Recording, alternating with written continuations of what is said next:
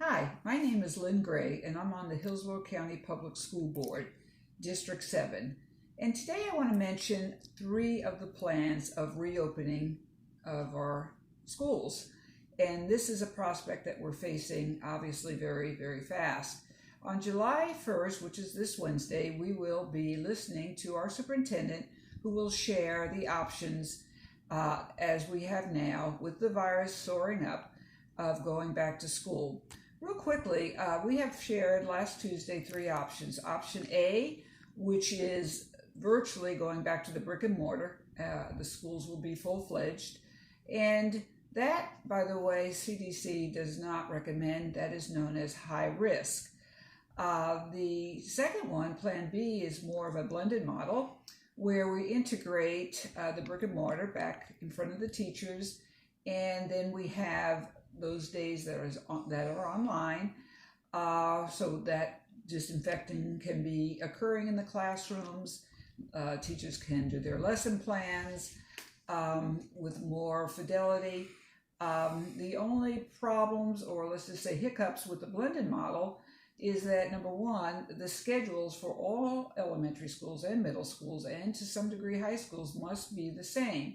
For example, if we have the brick and mortar on Monday and Fridays, so what we're looking at is Tuesday, Wednesday, Thursday for online. Okay, that sounds doable, and then those 3 days we can, of course, disinfect the classrooms.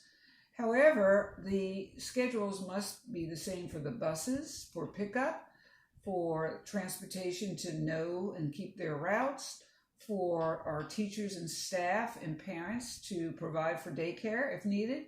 So it really must be a total agreement of all schools to buy into that, and it has to be a pretty common schedule. The next option is option C, which is considered by CDC low risk for catching the virus. And this particular option, we are now looking at the Hillsborough virtual online classes, a structured type of venue where you have class periods that would mirror the normal schedule, which is relevant to the grade that the child is taking, and basically would pretty much find a student into a school day which would be dictated by the times of the class period.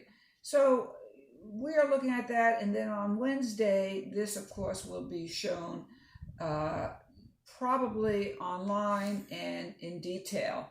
So what we're looking at are three plans at this point, and the teachers and parents will be surveyed once again for their opinion. And now we know everything is fluid. We know the virus is showing a upward trend, and therefore the second survey, which is coming out this week, will be very important for parents to weigh in on. Now, one thing is true of all plans, and we have to remember that in any case of going back to school, there are crowded areas. That is true no matter what.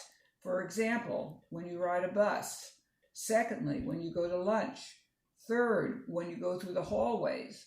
Fourth, if you play sports, your locker rooms. So in each case, we're looking at the impossibility of what we know is true, social distance. So let's throw out the idea that you have social distance in schools. It just won't happen. However, the other caveat is wearing masks. So one might say, well, why don't we make it mandatory? And mask wearing, we know, does prevent the spread. So then you have to also ask yourself, how will we enforce mask wearing?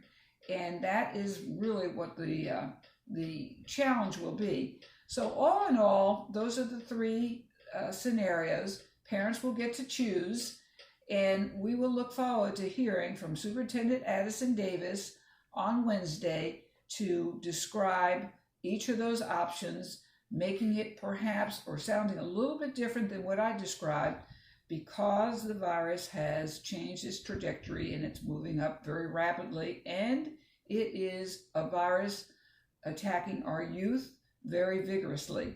So I hope that you'll stay tuned on Wednesday. I'm sure you will.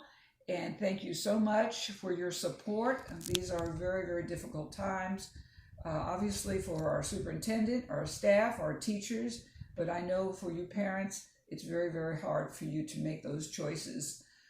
Okay, stay well and stay safe. Thank you.